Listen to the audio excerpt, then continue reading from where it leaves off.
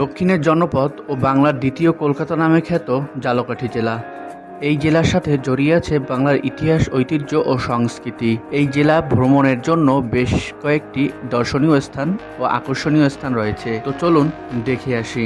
গাবখান সেতু বাংলাদেশের সুয়েজকাল খ্যাত গাবখান চ্যানেলের উপর প্রতিষ্ঠিত পঞ্চম চীন মৈত্রী সেতু হলো গাবখান সেতু। প্রায় 200 বছরের প্রাচীন গাবখান চ্যানেল সেতুটির অপূর্ব নির্মাণশৈলী অন্যান্য সেতুর থেকে একেবারে আলাদা করে তুলেছে।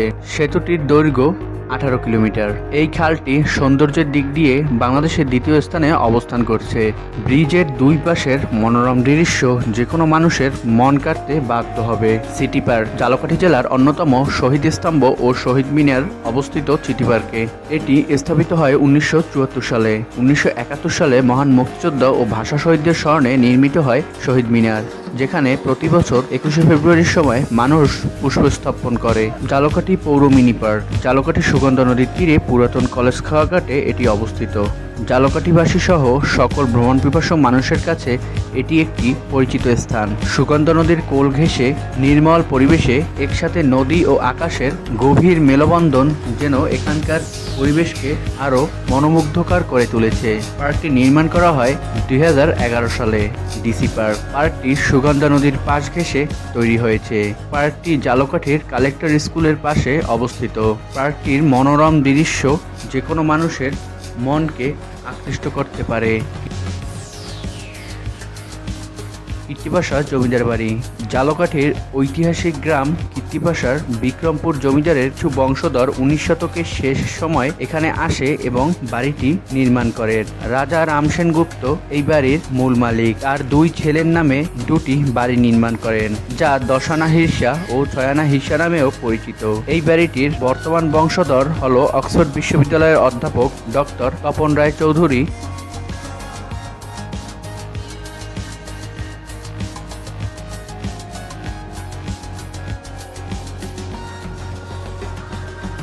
ইকো পার্ক সুগন্ধার ত্রিমোহনার গড়ে উঠেছে ইকো পার্ক, যা কয়েক একর জমির ওপর নির্মিত।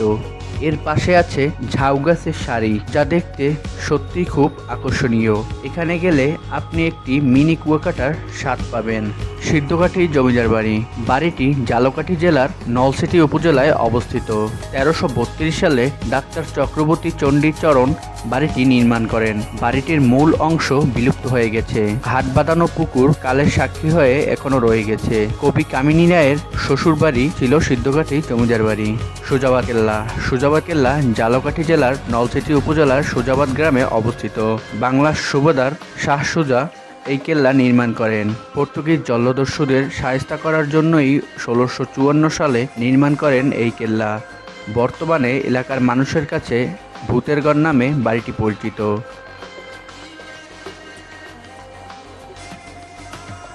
ঝালকাঠির এনএস কামিল মাদ্রাসা নেসরাবাদ মাদ্রাসা বরিশাল বিভাগের ঝালকাঠি জেলায় অবস্থিত একটি স্বনামধন্য শিক্ষা প্রতিষ্ঠান। 1956 সালে মাওলানা মোহাম্মদ আজিজুর রহমান নেসরাবাদী হুজুর মাদ্রাসাটি প্রতিষ্ঠা করেন।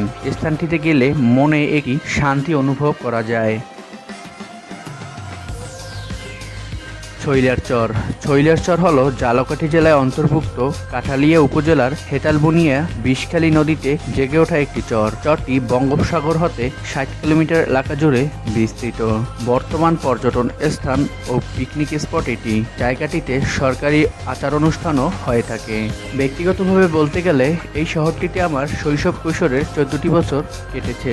সেই সাথে স্মৃতিমাখা মধুর অনেক মুহূর্ত কেটেছে এখানে।